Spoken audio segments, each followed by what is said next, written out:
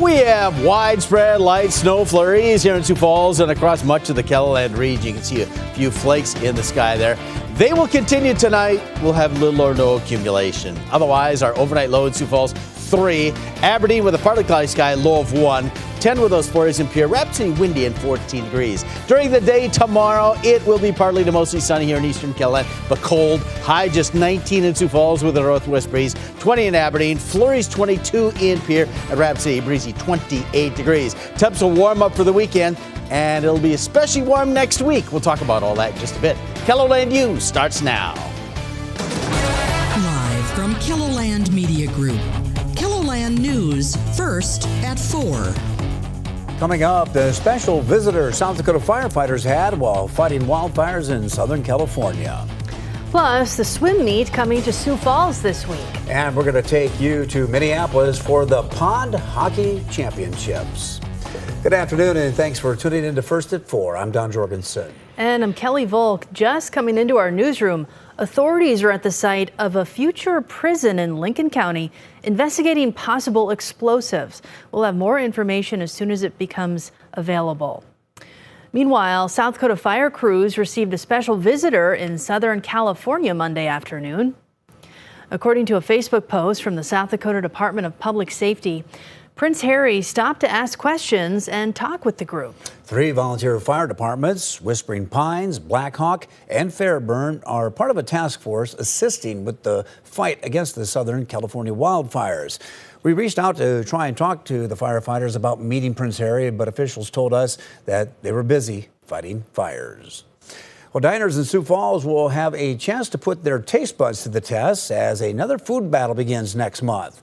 The Southside Slamwich competition is returning for its second year, running throughout February.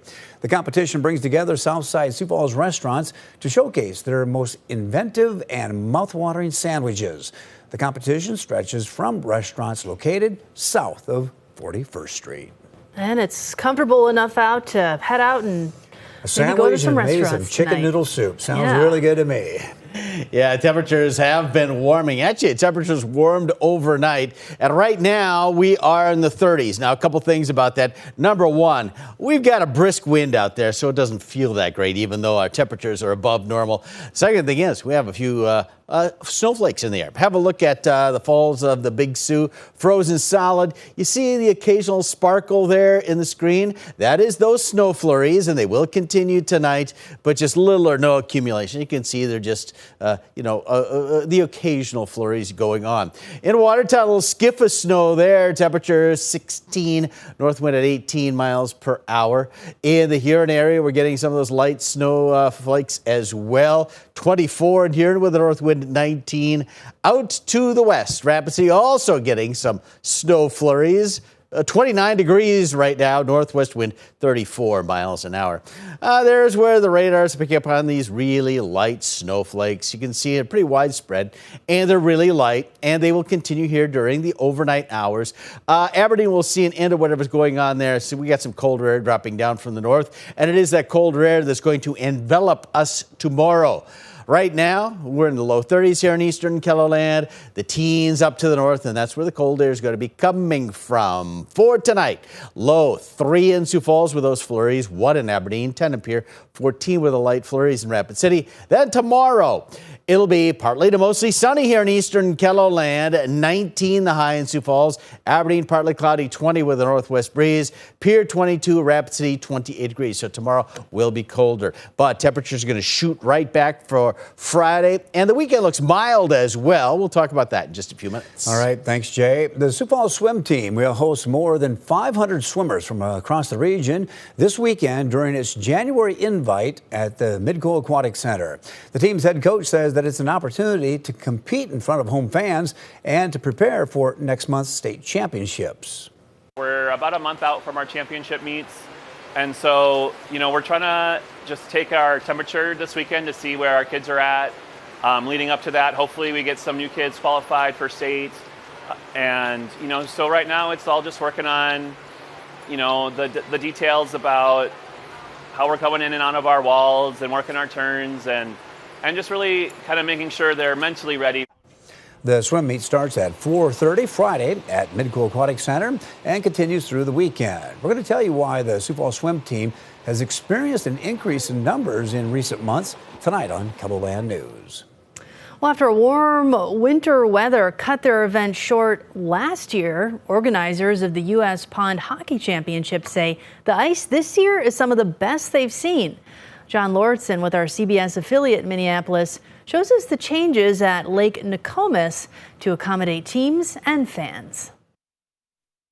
Just layer up, put some music in, try to have fun, and just know gotta get ready for hockey. Jake Brown is getting ready for hockey in sub-zero temperatures.